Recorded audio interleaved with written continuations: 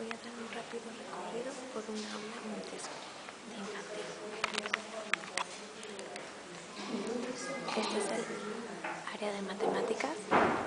Como pueden ver, los niños cuentan hasta el 99, hasta el 1000, 10.000, ven los millones en nivel preescolar. Aquí tenemos las barras de colores. Equivale a 1, equivale a 10, a 20, a 30, a 40. Cada uno es una decena.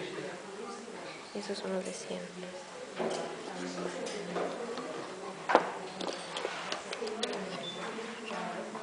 Son las fichas de los números, las figuras geométricas.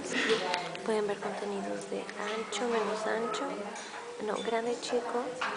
Estos tienen el mismo diámetro, pero diferente diámetro y altura igual. Esta es la altura diferente. Y estos tienen el mismo diámetro, pero tienen igual altura diferente, ancho diferente.